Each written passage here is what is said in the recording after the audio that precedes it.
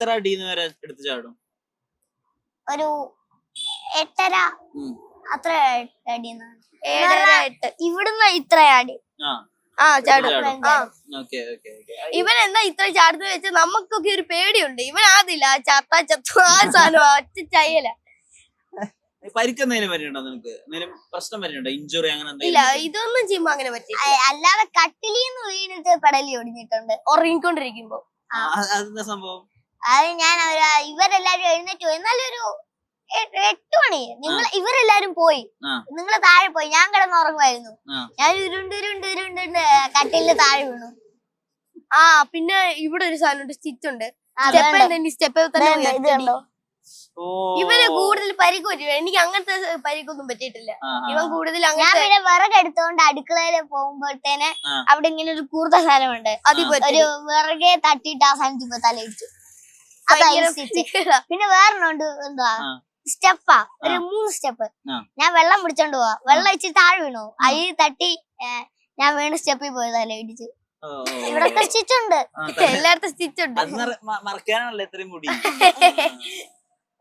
അതെ, ഈ നിങ്ങളുടെ കോന്നിയിലെ വീട്ടിലെ അമ്പ് വിട്ട് TV പൊട്ടിച്ചൊരു സംഭവമില്ലേ? അത് ശരിക്കും ആരാ ഉത്തരവാദിത്വം? അല്ല, ഞങ്ങൾ രണ്ടുപേരും കളിച്ചപ്പോഴാണ് അപ്പൊ ഇക്കച്ചി എറിഞ്ഞത്. എന്താ സംഭവം ശരിക്കും?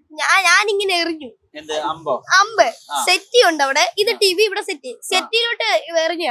അത് ഞാൻ വിചാരിക്കുന്നില്ലല്ലോ ഇതിങ്ങനെ ഒറ്റ ഇങ്ങനെ പോയിക്കൊണ്ടു. ഫുട്ബോളൊക്കെ വളയുന്ന പോലെ. TV പൊട്ടിയോ? TV എനിക്ക് കാണാൻ പറ്റില്ല. ഫുൾ ഡിസ്പ്ലേ കിഴിഞ്ഞു പോയി അതിന്റെ അകത്ത്.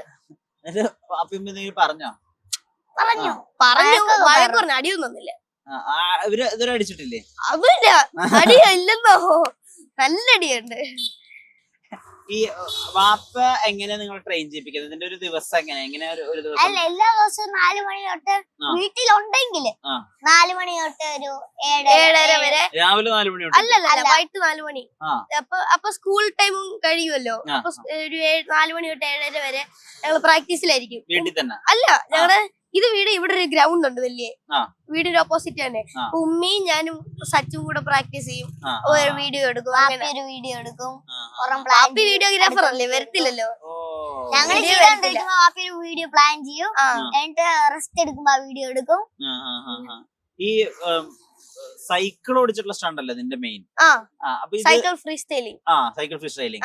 അപ്പൊ അത് ചെയ്യുന്ന നേരത്തെ ഇപ്പൊ ഈ ഉമ്മയുടെ മേലെ കൂടെ സൈക്കിൾ ചവിട്ടി മുകളിലേക്ക് പോവാ. അപ്പൊ ഉമ്മിക്ക് എന്തെങ്കിലും ശരിക്കും പറ്റിയിട്ടുണ്ടോ ഷൂട്ട് ചെയ്യുന്ന സമയത്ത്? ഉണ്ട്. ഞാൻ ഒരു അത് ഇട്ടിട്ടുണ്ട് വീഡിയോ. ഇങ്ങനെ ഇവിടെ ടയർ ഇത് ഉമ്മി ഇങ്ങനെ ഇരിക്കുവാ, നമ്മൾ ഇങ്ങനെ ഇരിക്കത്തില്ലേ, ഉമ്മയുടെ മണ്ടേന്ന് ബാക്ക് ഫ്ലിപ്പ് ചെയ്യുന്ന ഒരു സാധനം ഉണ്ട്. ഇങ്ങനെ ചവിട്ടി ഉമ്മി പോകുമ്പോ ഇങ്ങനെ ചെയ്യുന്നേ. അത് ചെയ്തപ്പോ ഇങ്ങോട്ട് പോയില്ല, ഇങ്ങനെ തന്നെ ഉമ്മയുടെ മുട്ട ഇവിടെ ഇങ്ങനെ മുട്ടടിച്ചു. ഇവിടെ ഫുൾ പൊങ്ങിയൊക്കെ മരുന്നൊക്കെയാന്ന് വിചാരിക്കും, ഇങ്ങനെ ഇരിക്കുവാ. അപ്പൊ ഇക്കച്ചി ഇവിടെ ടയറാ ചാടി ഉമ്മയുടെ ദേഹത്ത് വന്നിട്ട് ബാക്ക് ഫ്ലിപ്പ് ചെയ്യും. ദേഹത്ത് ചവിട്ടിയിട്ട് ടയറിൽ വന്ന് ബാക്ക് ഫ്ലിപ്പ് ചെയ്യാനായിരുന്നു. ഉമ്മയുടെ ദേഹത്ത് തന്നെ വന്ന് വീണു. അതായിരുന്നു ഇച്ചിരി വലിയ പരിക്ക് ഉമ്മിക്ക് പറ്റിയേ. ബാക്കി അങ്ങനെയൊന്നും പറ്റിയിട്ടില്ല. സൈക്കിൾ വന്ന് മേത്ത് മുട്ടും അങ്ങനത്തെ ഒക്കെ ഉള്ളു. ഈ ആൾക്കാരൊക്കെ നിങ്ങൾ ഇങ്ങനെ ഈ എടുത്ത് ചാടുക, സൈക്കിൾ കൊണ്ട് ഓടിക്കുക അങ്ങനെയൊക്കെ ചെയ്യുമ്പോ ആളുകൾ പറയും ഇതൊന്നും ചെയ്യണ്ടോ, എന്തെങ്കിലും പറ്റും അങ്ങനെയൊക്കെ പറയാറുണ്ട്. സേഫ്റ്റി വേണം. ഞാനിങ്ങനെ എപ്പോഴും അടങ്ങിയിരിക്കാത്തോണ്ട് ഞങ്ങളുടെ സെറ്റിലൊക്കെ പോയിട്ട് തലയും കുത്തിയിരിക്കും. അപ്പൊ എല്ലാരും പറയും കുടലൊക്കെ. പക്ഷെ ഇതുവരെ കുടലൊന്നും പറഞ്ഞിട്ടില്ല കേട്ടോ. ചെയ്യാത്തവര് പെട്ടെന്ന് ചെയ്താലേ കുടല് പറയും. എപ്പോഴും ചെയ്യുന്നില്ല. ഈ ഒരു പരിക്കും പറ്റാണ്ടിരിക്കാൻ വേണ്ടി നമ്മൾ ശരിക്കും എന്താ ചെയ്യണ്ടേ? നമ്മുടെ ഒരു വലിയൊരു ബെഡ് ഉണ്ട്. ഒരു സൈഡിൽ കോളിഫ്ലവർ, അപ്പുറത്തെ സൈഡിൽ സ്പോഞ്ച്. അപ്പൊ നമുക്ക് ഈ സ്പോഞ്ച് പോലത്തെ സാധനം വലിയ ഹൈറ്റ് ചാടുമ്പോ ഒന്നും പറ്റാതിരിക്കാൻ കോളിഫോം വെച്ച് ഇച്ചിരി ജമ്പ് ഇട്ടായിരിക്കാൻ ലാൻഡ് ആവും. നമ്മളൊരു ഇത് കിട്ടും. അതാ പരിക്കൊന്നും പറ്റത്തില്ല, പോയി വീണാലും. ഞങ്ങള് വലിയൊരു പണിയിപ്പിച്ച ഒരു വലിയ അതിന്റെ മറിന്റെ കൂടെ കവറൊക്കെ ഇടിപ്പിച്ച് ഒരു ഇവിടം തൊട്ട് അത്രയൊക്കെ ഉണ്ട്. എങ്ങനെയൊക്കെയാ പഠിപ്പിച്ചു തന്നായിരുന്നു ഷൂട്ട് ചെയ്യാൻ വേണ്ടിട്ട്? അത് അവിടെ ചെല്ലുമ്പോ എന്റെ അടുത്ത് പറഞ്ഞു തരും, അങ്ങനെ ചെയ്യണം ഇങ്ങനെ ചെയ്യണം. അപ്പൊ ഞാൻ അത് നോക്കി അങ്ങനെ ചെയ്യും. പിന്നെ ഇവൻ തമർക്ക് ഇങ്ങനെ ക്യാമറ പിടിക്കുവാണേ. ക്യാമറ വേറെ ഇവനെ ഷൂട്ടില്ല. ഇപ്പൊ വേറെ ആൾക്കാരുടെ ഇങ്ങനെ ക്യാമറ പൊസിഷൻ നോക്കുമ്പോ ഇവൻ ഷൂലേസ് ഊരിട്ടത്. അപ്പൊ തമർക്ക് ചില ദിവസം ഷൂലേസ് ഇല്ലാത്ത ഇട്ടോണ്ട് വരും. ഈ സിനിമയില് അഭിനയിക്കുന്ന സമയത്തെ ആ. നമ്മളിപ്പോ ഇങ്ങനെ അഭിനയിച്ചാ മതി, ഇത് ചെയ്ത് കഴിഞ്ഞിട്ടുണ്ടെങ്കിൽ കുറച്ച് ഡ്രാമയായി പോവും, സാധാരണ പോലെ അഭിനയിച്ചാൽ മതി, അതൊക്കെ ആരാ പറഞ്ഞു തന്നത്? അങ്ങനെ പറഞ്ഞിട്ടില്ല, പക്ഷെ വരുവാണെങ്കിൽ നിന്റെ ഇഷ്ടത്തിന് ചെയ്തോളാം അങ്ങനെ. തമർക്ക അല്ലാതെ അത്ര സ്ട്രിക്റ്റ് ഡയറക്ടർ അല്ല, ചെയ്ത നിന്റെ ഇഷ്ടത്തിന് ചെയ്താൽ മതി. അവര് സീൻ പറയും, നിന്റെ ഇഷ്ടത്തിന് ചെയ്തു, അത്രേ ഉള്ളൂ. ഇതിനകത്ത് ഒരുപാട് ഈ നൈറ്റ് ഒക്കെ ഷൂട്ട് ചെയ്യണ്ട, രാത്രിയൊക്കെ ഉറക്കമൊക്കെ പോയില്ലേ? പോയി. ഞങ്ങളിങ്ങനെ ഒരു 6:30 വരെയൊക്കെ ഷൂട്ട് കാണും, 5 മണിയൊക്കെ, 1 മണിക്കൊക്കെ തുടങ്ങിയിട്ട് 4:30 ആകുമ്പോ തീരും. ആ ഫ്ലാറ്റിന് മേലൊക്കെ അങ്ങനെ ആയിരുന്നു. ഞങ്ങളൊന്ന് റൂമിൽ കിടക്കും, ബാപ്പി അപ്പോഴും ഉറക്കുമായിരിക്കും, റൂമിൽ കിടക്കും, ഞങ്ങൾ മാത്രമേ ഷൂട്ടിന് പോകുള്ളൂ. സച്ചും പോവും, ഇല്ലെങ്കിൽ ഞാനും ഉമ്മയും സച്ചും പോവും. ഞാൻ അങ്ങനെ കിടന്ന് ഉറങ്ങിട്ട് ഇങ്ങനെ കിടന്ന് വരുമ്പോ ബാപ്പി കറക്കം തുടങ്ങും, മൊത്തം വട്ടവും കണ്ണിയടി, മൊത്തം ഉറക്കവും പോവും. ഈ പടത്തിനകത്തെ ഈ പല്ലിലൊരു നൂല് കെട്ടിയിട്ട് മറ്റേ കാർ ഓടിക്കുന്ന സാധനമില്ലേ, അത് ശരിക്കും എങ്ങനെയാ ഷൂട്ട് ചെയ്തത്? അത് ശരിക്കും ഒരു ഡ്യൂപ്ലിക്കേറ്റ് പല്ല് വെച്ചു, അവിടെ ആ പല്ല് ആടുന്നുണ്ട്, ആ പല്ലിപ്പൊ പോയി. ഇതല്ലേ ഇത്, അതല്ലേ ആ പല്ല് ആടുന്നുണ്ടായിരുന്നു. ഞാൻ പറഞ്ഞു അത് തന്നെ കെട്ടി വലിച്ചാളായി, പക്ഷെ അവർക്കൊരു ധൈര്യമില്ലായിരുന്നു. അതുകൊണ്ട് ഇവൻ പറഞ്ഞു പല്ലിന് കാറ് കെട്ടി ഒറ്റ വിടലിടാന്ന്. ശരിക്കും പറയാ നീ ഒന്നെ പറഞ്ഞാ. നിനക്കപ്പൊ ഇങ്ങനെ ഒരു സ്ഥലത്ത് ചാടുമ്പോ വീഴോ എന്തെങ്കിലും പരിക്കോ അങ്ങനത്തെ പേടിയൊന്നുമില്ല അല്ലെ? വീഴും. ഇവൻ അങ്ങനത്തെ പേടിയൊന്നുമില്ല, എനിക്കുണ്ട്. ഞാൻ ഇച്ചിരി പേടിയുള്ള ആളാ. ഞാൻ ഇപ്പൊ ചെയ്യുമ്പോ വീഴുവോ, ആദ്യം നമ്മൾ അത്ര സപ്പോർട്ടിലേ ചെയ്യൂ, അത് കഴിഞ്ഞ് ഒറ്റയ്ക്ക് ചെയ്യുമ്പോഴേ നമ്മൾ അത്ര ഇതായാലേ ഒറ്റയ്ക്ക് ചെയ്യൂ, ഇല്ലെങ്കിൽ ബാക്കി സപ്പോർട്ട് ചെയ്യും, അല്ലെ ഉമ്മി സപ്പോർട്ട് ചെയ്യും.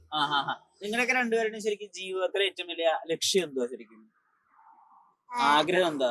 ഒളിമ്പിക്സിൽ പോകണം, ആക്ടർ ആവണം. എന്റെ പിന്നെ ഏറ്റവും വലിയ ആഗ്രഹം എയർഫോഴ്സ് ആണ്. എന്റെ ഒളിമ്പിക്സിൽ പോണം, ഒരു മെഡൽ വേണം, അല്ലെ ഒളിമ്പിക്സിൽ മെഡലൊന്നും വേണമെന്നൊന്നുമില്ല, പോണമെന്നെങ്കിലും. പിന്നെ എനിക്ക് F1 ഡ്രൈവർ ആവണം. F1 ഡ്രൈവർ അറിയോ? റേസർ. അതാവണമെന്ന് എന്റെ ആഗ്രഹം. ഞാൻ കാറിന്റെ ആളാ.